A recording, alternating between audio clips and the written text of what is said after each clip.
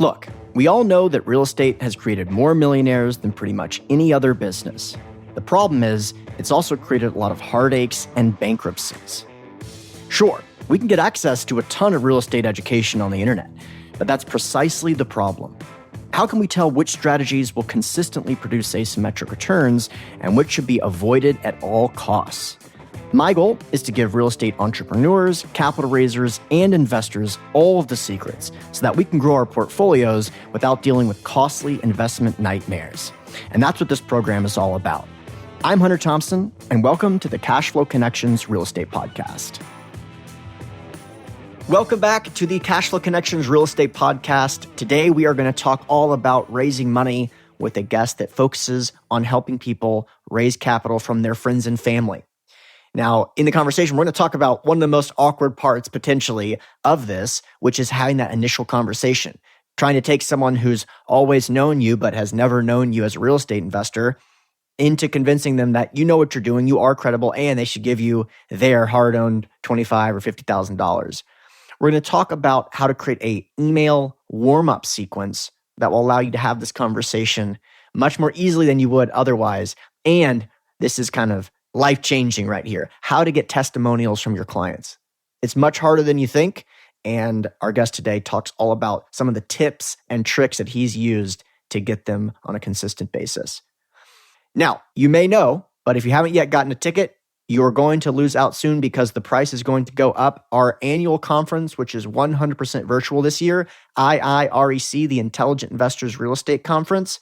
Yes, that's right. It is the conference where the intelligent investors go to learn from the pros. Absolute experts are confirmed. Go to the website IIREC 2021 to see some of their names and the topics that we're going to be discussing.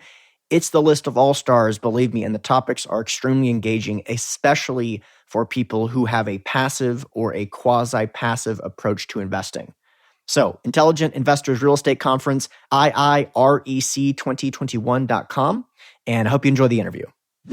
How's it going, everyone? Welcome back to the Cashflow Connections Real Estate Podcast. Today, we have David Dubeau, who is an excellent real estate author and marketer and a capital raiser. And today, we're going to talk about the art and science of raising money.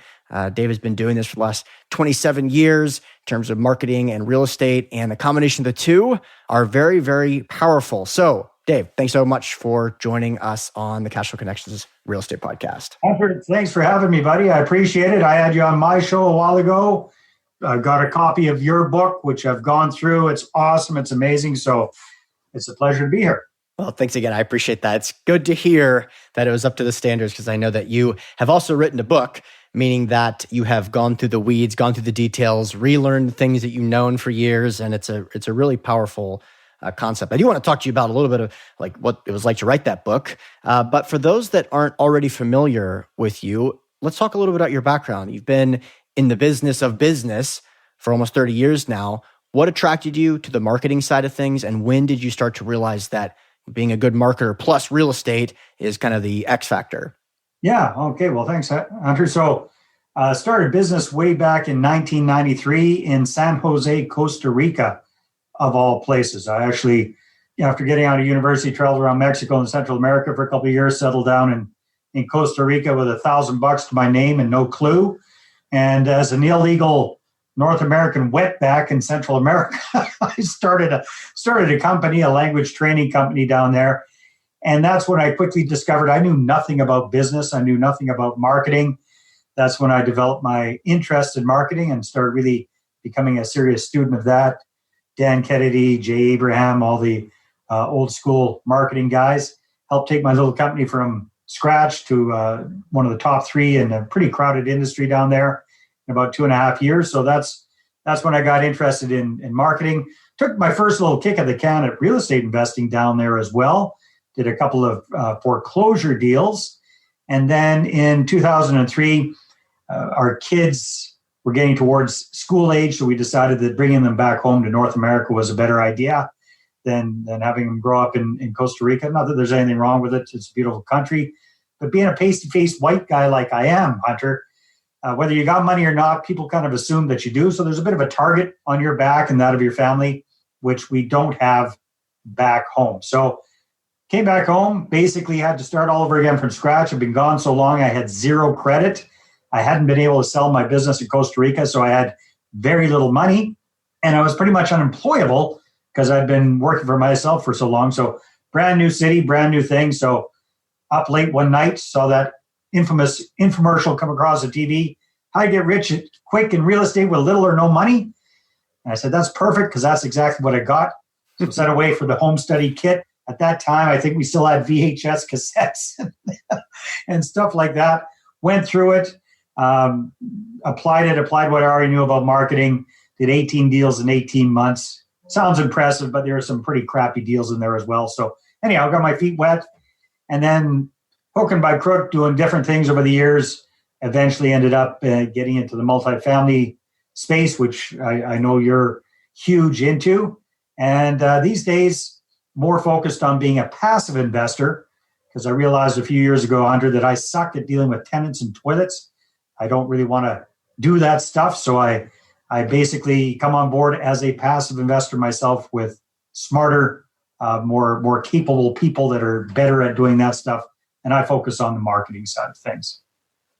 Yeah, I really like hearing that. And so let me ask you this. When you did transition into multifamily, were the first deals that you closed with your own capital, or did you immediately start into the world of syndications, pulling investors together, et cetera? Good question. Actually, I first started raising capital in single family homes. I was doing a strategy called client first or tenant first rent to own. And like most people, I self-financed my first couple of deals and ran out of cash, ran out of credit, hit the wall. And that's when I figured out, hey, I need to use other people's money. And I rushed out. Oh, yeah. And then, of course, I had the perfect deal land on my lap that I had no money for. So I rushed out like a bull in a china shop and floundered around trying to dial for dollars, failed miserably at that. I tried networking and schmoozing up a storm, failed miserably at that. And the problem was I was desperate. Like I really needed the capital for the deal. And I fell for the old saying, just find a good deal and the money will find you. It didn't work out that way for me, Hunter. So basically came up with what I thought was a brilliant idea. I said, hey, this is such a good deal. It's going to sell itself. I'll email everybody I know about it. And I did that and basically spammed everybody I knew.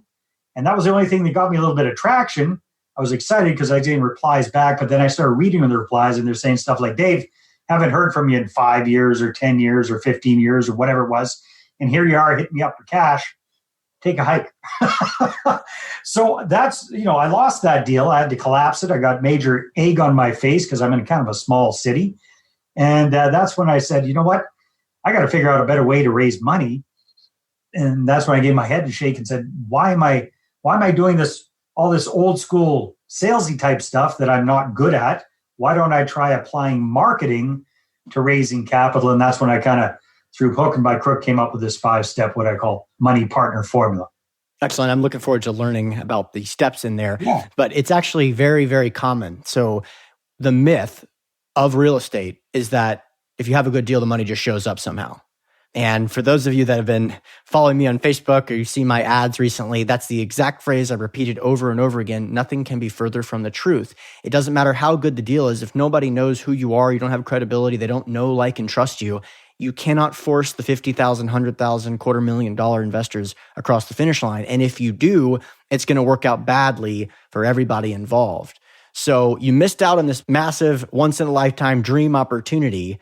And you realized, okay, I've got to build a system so that I don't have to chase around investors. And obviously, a lot of this sounds familiar. It's the way of capital raising. So You learned that lesson.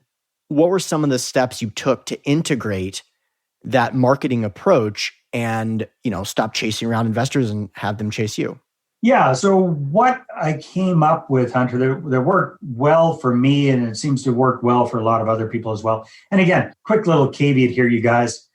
I'm talking about raising your first, let's say, $500 to $1 million, $500,000 to $1 million. I'm not talking about, 10, 20 million, that kind of stuff. I'm talking about how to start raising capital if you're just getting started from scratch. That's what we're focusing on. So I decided, you know what?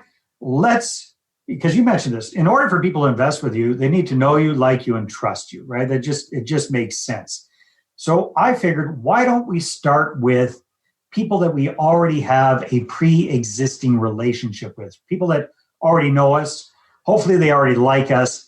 Now we just really need to start working on that trust factor when it comes to them investing 50, 100 grand, whatever it is with us, right? So that's what I did. I started out with this target group of about 200 people that I already had a pre-existing relationship with.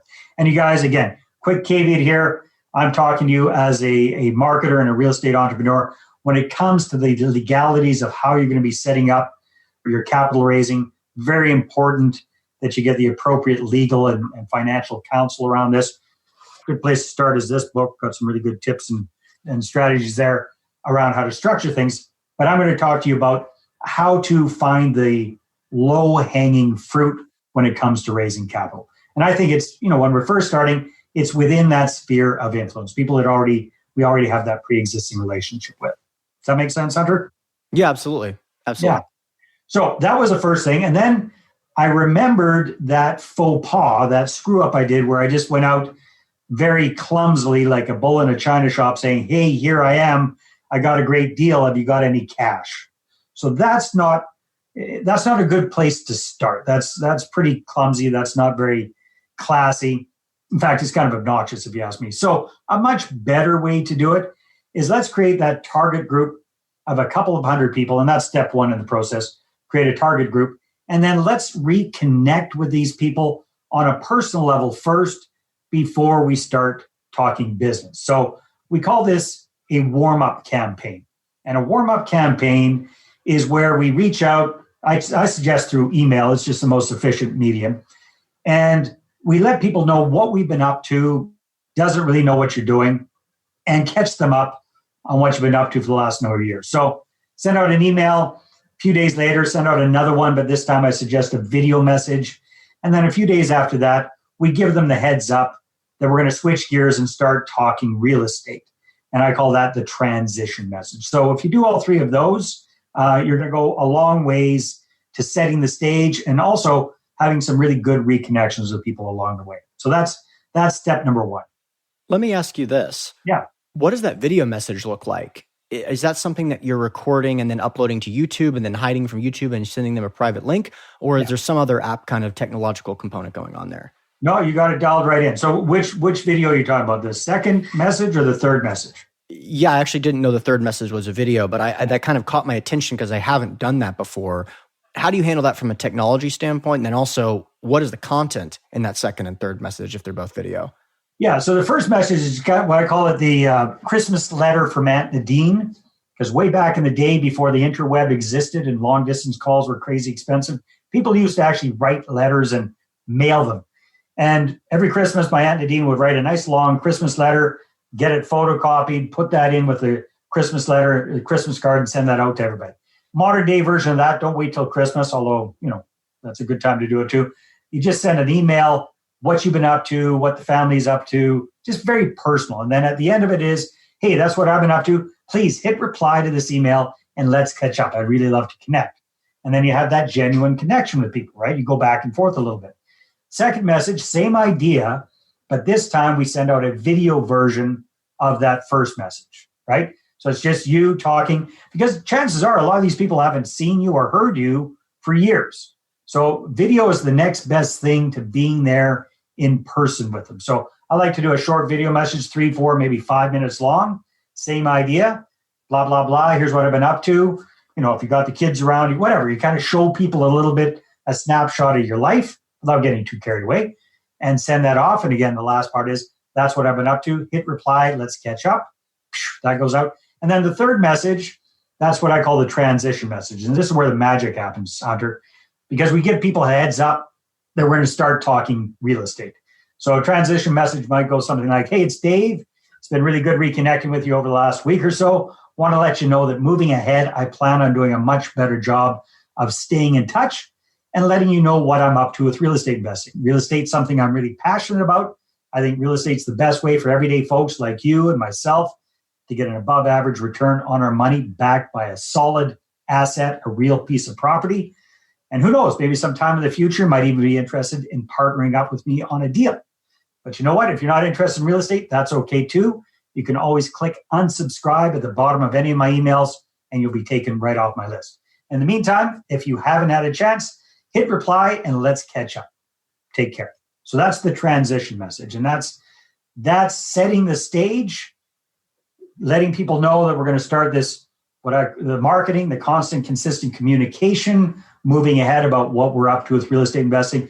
And we make it blatantly easy for them to opt out if they'd rather not hear about it, make it obvious for them. And very few people actually opt out. So it's a pretty safe call.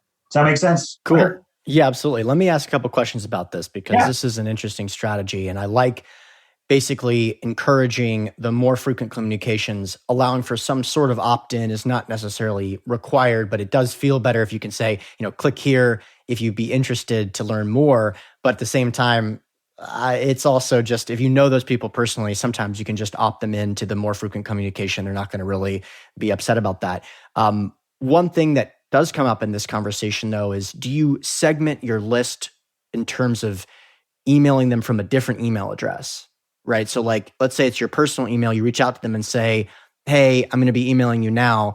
But do you then segue into saying, this is my new email address and now you can unsubscribe? The reason I'm asking is that most people's personal email address don't have the unsubscribe functionality, but the crossover is just so critical. So I'm trying to figure out how you navigate that because it's such an important part of doing it delicately. Yeah, you're absolutely right, Hunter. So actually, when we create that target group of 200 people, what I suggest people do is upload all of your contacts into a program like GetResponse, an email autoresponder system. And the first couple of emails, you can have it set up as if it's coming from your Gmail or whatever your personal email account is. That's what shows up on their inbox, but they have the unsubscribe link at the bottom of all of those emails. So that's the way that we suggest people do it. Because again, if I tell you to write an individual email to 200 people and do an individual video to 200 people, it ain't going to happen. It sounds good. It's just not going to happen. So do it once, set it and forget it, send it out and be efficient. So yeah, a good point. We always use an email autoresponder for that. But to your point as well, brings up an important aspect. I always recommend that people should have a specific website when it comes to talking with your prospective investors. So I have an investor-focused website. And that third message, maybe even the second message, could come from your new professional email address instead of your Gmail. So very, very good point. I do suggest that people make that transition. Excellent. Yeah, look, it's the best way to spend the $5 or $10 a year to get that at yourbusinessname.com. And a lot of that is the emotional component, which drives most people's willingness to invest, is instantly turned off if it's a hunterthompson901@gmail.com kind of situation. So, okay. So that's the first stage. A lot worse than that. I've seen some pretty cheesy personal email addresses. So yeah, you don't Skater Kid 5550. Yeah. Okay. So that's the first stage, which I really like. I like using the messages there with video. Let's move to the second stage. So again, you got to remember, Hunter, we're talking about people that are just getting started with raising capital. They've been self-financing up till now. So the second stage for me is making sure that you're prepared with a good presentation if somebody puts up their hand from that initial warm-up campaign. So again, the warm-up campaign's not really designed to book appointments and get meetings with people. However, if you do it right, it very well could happen. So what you want to be prepared for is if somebody puts up their hand and says, hey, Dave, what's this real estate thing you're doing? Tell me more, right? So you want to be prepared for that. So I recommend for people, especially if they're just getting started with raising capital, that they create an effective slideshow presentation, a slide deck presentation. And I know some people say, you know what, you should be able to grab a legal pad and a Sharpie and explain it on a piece of paper. I respectfully disagree with that. Most people cannot do that effectively, consistently. And you got to remember, most mom and pop real estate entrepreneurs don't have a sales background, don't have a marketing background. They're just they're doing real estate part-time. They're doing their job full-time. They got a family. We got to keep it as simple as possible. So a well-designed, well-structured PowerPoint presentation goes a long way. And then, kind of going along the lines of Oren Klaff, who, pitch anything, keep it short and sweet. You want to keep it to about 20 minutes max. And then you want to realize, at least when you're dealing with not sophisticated investors, when you're dealing with most of the people in your sphere of influence who are not active real estate enthusiasts like we are, you got to keep that in mind and realize you got to keep it at a what I call a Reader's Digest level. So keep it pretty simple. If you could explain it to an average 13-year-old and they get the gist of it, that's about the level that we're going at with this presentation. So step number 2 is make sure you're ready to go with an effective slideshow presentation about your deals. And my whole philosophy, Hunter, is the best time to raise capital is before you actually need it, right? So my goal for people is for them to get a small group of investors lined up, ready to go in the wings. People who have signed off on an expression of interest or letter of intent, something like that. A number of people who've said, you know what, Hunter, when you've got a good deal, count me in for up to whatever it is, 75 grand, 100 grand, whatever your minimum is. But that's our whole goal with this process. Let's get those investors lined up, ready to go in the wings so we can go and confidently make offers on properties knowing that we've got the capital lined up ahead of time. Does that make sense? Absolutely makes sense. Any tips in terms of preparing those presentations? You mentioned keep it short, for example, but do you typically do this with webinars? Is this something that they should be prepared to do on a one-on-one basis? Should they record it, send it out afterwards? What are your thoughts there?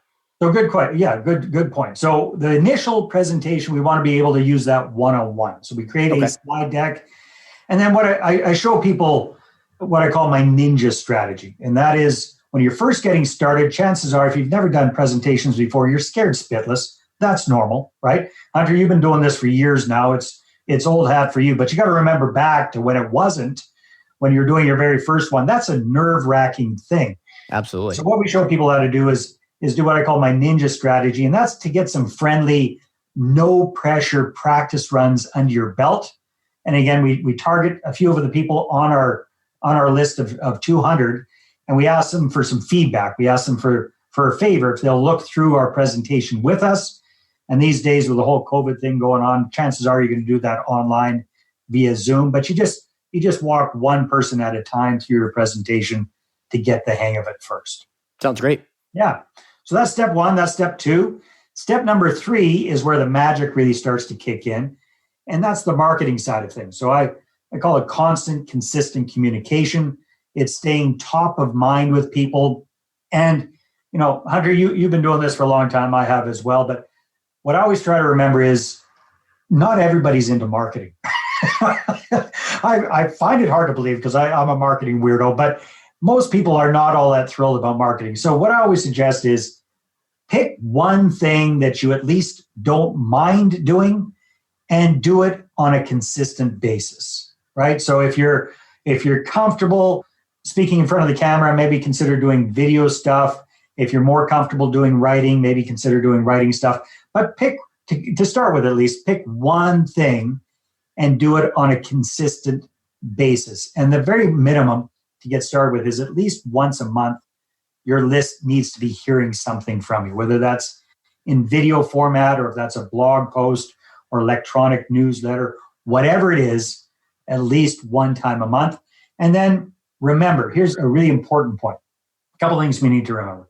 The other person at the other end probably is not a real estate enthusiast like you and I, right? Chances are they're an average person. They're doing whatever they're doing. They might be looking for or open to an alternative investment, an alternative place to put their money that gets them a higher return backed by something more solid. But they don't want to learn the minutia of how to do deals, right? They want to know that we know what the heck we're talking about, and they want to get the gist of it. So again, that's why I always refer back to the whole Reader's Digest level. So I would suggest to the greatest degree you can, make your marketing edutaining. So a little bit educational and hopefully a little bit entertaining, short and sweet, with a call to action at the end of it that tells people exactly what to do, exactly what you want them to do. So, for example, one of my favorite things to do are what are called video logs. Short, sweet little video nuggets, little chunks of information there, 3-4 minutes long. And, send one of those out at least once a month. And then at the end of your little video thing, have a call to action, whatever that is. So, hey, if you'd like to find out more, give me a call, whatever your phone number is, or if you'd like to find out more and see how this can work for you, click on the Contact Me tab on my website. That'll take you to my calendar, pick the day and the time that works best for you, and we'll jump on Zoom and show you how it works. So have a specific call to action. Don't expect people to remember what to do or to connect the dots on what to do to reach out to you. Be very, very specific about what you want them to do. Does that make sense? Yes, absolutely critical. People need to be told what to do specifically or they won't do it. And it's a weird kind of dynamic where, I'll give you a perfect example. Leaving a review for this show is very powerful. Like every single review counts. I think we have close to 300 reviews in iTunes, but every single one means so much. It's free to do. We've done hundreds and hundreds of hours of interviews, and yet it still requires that we ask over and over again to actually get people to do it. And that's nothing against any of the listeners of the show. I'm big fans of the listeners of the show, but it just goes to show you that regardless of how much value you may provide to someone, even if it's life-changing, they still don't intuitively go and take actions just because you intuit that it would help your business and be a mutually beneficial situation.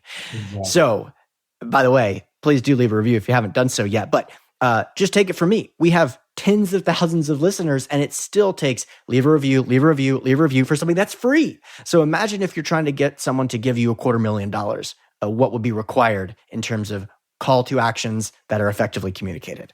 All right. Yeah, exactly.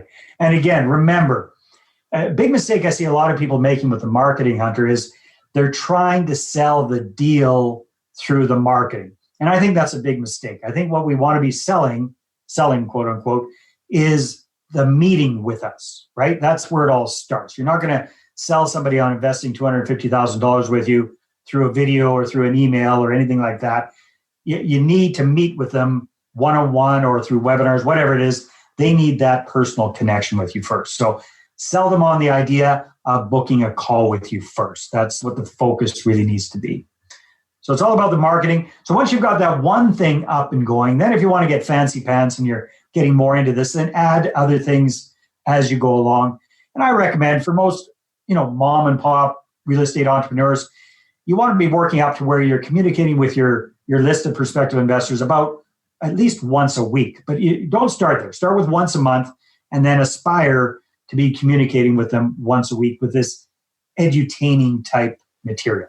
Makes sense. Yeah. So that's step number 3. Step number 4 is all about creating credibility and authority in the eyes of your prospective investors. So a lot of our clients are kind of freaked out about this. They say, well, Dave, I've only got 1 deal or 2 deals or 3 deals or 15 deals under my belt. I'm not worthy. I'm not ready. Who's going to see me as a real estate authority? And what we need to keep in mind is who we're comparing ourselves to. So if you're comparing yourself to Hunter, yeah, that's a big bar to rise to. However, if you keep in mind that the vast majority of the people in your sphere of influence outside of other real estate investors, I believe the statistic is 95% of North Americans have never purchased an investment property before. Their own house doesn't count, an investment property. So keep that in mind. 95% of the people that you're communicating with don't have 1 deal under the belt. So if you even have 1 deal, you're light years ahead of them. It's kind of like, if you remember way back to kindergarten, like you're in kindergarten and you look up to the kid in grade 2 or grade 3 and they seem like they're God, right? They already know how to tie their shoes. They don't need nappy time anymore. They can print stuff out. They can read stuff. They can add and subtract. It just seems godlike to you when you're in kindergarten because you're just getting started, right? So same idea here, compared to the majority of the people that are in our sphere of influence there, we are already light years ahead of them, even with 1, 2, or 3 deals. So it's take that position of leadership and be that positive influence. Have that, it gets back to that marketing, right? So it's stepping into the fact that you're ahead of most of the people that you know and taking that position and not waiting for somebody to anoint you as the so-called expert. Makes total sense. Yeah. And then last but not least, step number 5, and I'm sure you've seen this over and over again. Once you've got a couple of investors on board, once you got a deal or 2 up and running, once you've been getting your investors some good returns and they're happy with how things are going, it's so much easier to get more of them by getting really effective testimonials and warm referrals, right? Because investors, birds of a feather, flock together. They tend to hang around with other people who also have capital. So if you set this up right and you get good, my preference is video testimonials and warm referrals, that goes a long way to starting the snowball effect of really growing your investor list. So in a nutshell, Hunter, that's the 5-step, what I call money partner formula. This is really ideal for people who are just getting started with the whole raising capital thing, that the whole process seems super intimidating. This is a way for you to go after the low-hanging fruit. And again, my goal for people here is, instead of you making that mistake I did when I had that really good deal and then I desperately went out trying to shake the tree and raise capital because I was under the gun and I failed miserably. Let's do it differently. Let's get this stuff going. Let's get some investors ready to go in the wings so that we can go out and confidently look for the deals, knowing that we've got our investors and our capital already lined up. Let me ask you something. Testimonials, by the way, similarly challenging to actually get. So what are some tips in terms of getting investors to actually provide you those testimonials? It's hard to kind of balance, hey, you did me a favor by investing with me, but I've got this bigger favor to ask you, which is going to help me 10x my business. Yeah. Well, okay. Good question, Hunter. You know what? You're the first guy that's asked me that. So I'll share this. This is kind of voodoo stuff. It only took me 25 years to figure this out. So I give it to you on a silver platter. Here's the trick, Hunter. There's a few times that are really good for getting testimonials and referrals. Here are the times. When you first get the person signed up with their deal, they tend to be high. They tend to be really excited. That's the beginning of the whole thing. That's a good time. Another really good time is when you're getting them their first check or their first payment, their first whatever. There's proof in the pudding. They're making some money with you. They're on a high right there. And the other time is when you're cashing them out of a deal, right? That's another really good time. So here's the trick that I really like. I like to have my investor meetings with people on Zoom, just like you and I are doing right now. Okay. So we get together on Zoom, click record, with they understand what's going on. And then we have the conversation. We're just talking about the deal. And then you can bring it up very conversationally. So I can say, let's say, for example, Hunter, you were one of my investors. Say, Hunter, okay, so what do you think about the investment? How are things going from your side of things? And then you tell me what it's like, and hopefully you're happy with it and you're happy with how things are going. And maybe I get a few good tidbits or good sound bites out of that. And then at the end, I basically say, Hunter, that's awesome. Would you mind if I use some of your comments as a testimonial? Would that be okay with you? And typically people are going to say yes. 9 times out of 10, people say yes. And you say, well, Hunter, I've been recording this. Would it be okay if I created a little video testimonial from this? I'll send it to you first. Make sure you're okay with it. And if it looks good, can I use that? Pretty cool. And then chances are they're going to say yes. And you do that and you send it to them. And 9 times out of 10, they're going to send it back to you without any changes or without any requests of changes. And voila, you've got your video testimonial right there. I like that. Something that I've thought about doing, though I haven't done, is recording kind of a snippet for another podcast interview, right? So having a 35-minute interview, 45-minute interview, and then having a short little 15-minute interview to splice in somewhere else or to use on Instagram or something like that. It's much easier to get someone to actually do it while you're actually on a call with them, as opposed to take time out of their busy schedule to block it out. And the real challenging thing about testimonials is that if they agree to do it and then they don't do it, it's like, how many times can you follow up without being like, hey, remember this favor that you're doing for me? Can you do it? Can you? Yeah. So that's the biggest mistake we make. And I used to make that mistake too, is, let's say we're having that conversation, say you're my investor and you're saying, hey, yeah, this is the greatest thing since sliced bread, blah, blah, blah. Here's the big mistake. People would say, okay, hey, Hunter, that's great. Could you do me a favor? Now you're going, oh, right. No. What do you want me? Would you mind jotting that down? And could I use that as a testimonial? And then you're going to be polite. You're going to say yes. You're going to promptly forget. Then I'm going to be hounding you and all this kind of stuff. So when we do it this way, it just simplifies it because you don't have to do anything else. You've already done it. I just need to slice and splice the video to condense it, and voila, we've already got it created. So yeah, it works way better. So I want to talk about your book, and I believe that there's multiple. It could be incorrect about that, but what's the most recent book that you've worked on, especially those that relate to capital raising? Yeah, so I've got a book called The Money Partner Formula. It's a pretty simple book. It's not this kind of a book. It's kind of a bigger, well, it's a PDF that folks can get, but it's... Just to clarify, for those that are listening, because most people are listening, it was raising capital for real estate that he's holding up. So, I've been raising your book all day long here, but it's an awesome book. Thanks. So it's kind of a how-to guide. We just went over the 5-step money partner formula very briefly here. It goes more in depth, gives some examples, lots of pictures, lots of diagrams, lots of samples of different things in there as well. So it's a book that I put together a couple of years ago. We've updated it since then, and people are welcome to get a copy of that at investorattractionbook.com. Excellent. Okay, perfect. So let me ask you something. Yeah. Going through that process of writing a book, which is a little bit burdensome and time consuming and also cognitively very demanding, was there anything that you learned as you were teaching it that maybe you hadn't really contemplated previously to actually authoring that book? Well, I think the way that how can I put this? My take on books is a little bit different, Hunter. So I use books as business cards on steroids, really, which yours is as well, right? But yours is a very robust book. I've got a simpler process for writing a book. So, for example, the Money Partner Formula book, that was taken from an online presentation, a webinar that I do about this, where I teach people the whole process.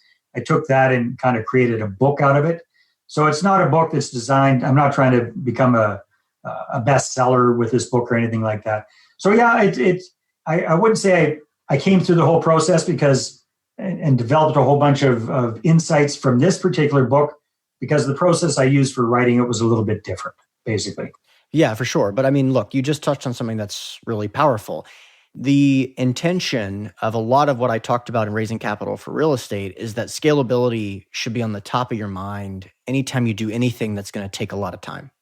So if you're going to take the time to create a webinar, you're going to take the time to create a really fascinating presentation, there's no reason it should only be a webinar. That should be a webinar. It could be a podcast photo. It could be, an Instagram photo that's just quotes from the webinar. It could be a book. It could be a video. It could be 5 different 3-minute videos. And all those things are not going to cost you any time. You may have an admin or an assistant help you repurpose those things. But if you're going to take the time to make a presentation, it can be reverse engineered into a 1-minute, 5-minute, 8-minute, 20-minute interview and a litany of other resources that just really help touch the investors in different ways and just be top of mind, like you mentioned, as one of your 5 pillars there. So totally understand that. Oh yeah, that's so smart. Like it's repurposing the content in different formats. You're exactly right. That's brilliant.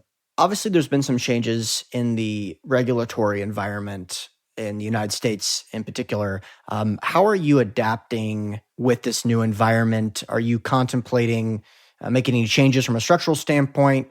How do you participate in terms of raising money, and just generally your thoughts on the regulatory environment? Yeah, well, full disclosure, Hunter, I'm up here in Canada, so I'm investing primarily in Canada. So I'm not 110% up to speed on all the regulatory stuff in the States. And again, that's why this process that we just went over, I always suggest, make sure you talk to your lawyer, make sure you're structured properly for doing this, even if you have this pre-existing relationship, because you don't want to cross the line with the Securities and Exchange Commission I think in the States, you've got state commissions, you've got the federal commission, the whole bit. So you want to make sure you're compliant there. So for the deals that I'm doing up here in Canada, typically the way we're structuring them is that we're creating a corporation and bringing on a bunch of partners within that corporation. That's quite often the way it's done this way. Okay, excellent. Let's talk about some of the resources that you go to kind of formulate not only your own system, but where you go for accurate information, where you go for information about the regulatory environment that we just talked about, or books that you've found that maybe some investors would find useful. Yeah, well, again, marketing's kind of my thing. My primary business is that I've got a marketing agency, and we work exclusively with real estate entrepreneurs, helping them to implement this whole 5-step process that we talked about here. So that's my main bread and butter. I invest passively with other people in their real estate deals. Okay. And as far as where I go for information, again, my focus is primarily on the marketing side of things. So I've got my favorite go-to guys and gals that I look up to, and I get a lot of great information from. One of my favorite, if you're looking for resources, one of my favorite business books of all time is by a gentleman named Chet Holmes. I'm not sure if you've heard of him or not. Yeah, that's the book. Late, great Chet Holmes, Ultimate Sales Machine. I think that is an absolutely brilliant, brilliant book. The Dream Hunt 100 that he talks about in there, that's a brilliant strategy as well. It applies very, very well for real estate investors too. So if you're looking for a good business book, that's one that I would recommend. Oren Klaff, I know that you're a big fan of his, and I think he's a big fan of yours as well. And his book, Pitch Anything, that's a great book as well. And again, Oren's a capital raiser, so it really applies very well to what we're looking at here. And marketing wise, there's so much stuff out there, but I think sometimes there's too much, Hunter. Sometimes there's too much. So it's a matter of keeping it simple. And then what I try to do is I try to realize, for myself and my business, who is my target market? My target market are what I call mom and pop real estate entrepreneurs who want to grow, they want to scale, but they're not there yet. And they're not quite sure how to get to that next level. And those are the kind of folks that I can help. And I realize that they're not marketers by trade. They're not salespeople by trade. So how can we help them best to get the whole ball rolling and get to that point? Love it. Sounds great. All right. Well, this has really been helpful. And I know that we are going to get a lot of comments about the steps, because it's something that you can remember the formula, you're halfway there. Just remember the framework and you get a lot of your own questions answered. So before we jump off, though, I'd love to hear how investors can learn more about your book, link to you, any show notes page that you'd be interested in, and just give us those links. Yeah, that's great. I think the best way is investorattractionbook.com. I'll trade you my book for your name and your email address. That'll bring you into my world, and then you'll be hearing from me on a pretty regular basis. And we do webinars about this. We do full-day virtual workshops where we dive in deep about this. Like I said, I have a boutique marketing agency where we actually help people implement all this stuff that we've been talking about. So the best step is just grab a copy of the book, take a look through it, see if it resonates with you, see if it's something that might be interesting for you there, and then we can take the next steps. Awesome. So we will link to that. Dave, really appreciate you coming on. Awesome, Hunter. Thank you very much. Keep doing what you're doing. Keep rocking it. It's wonderful stuff.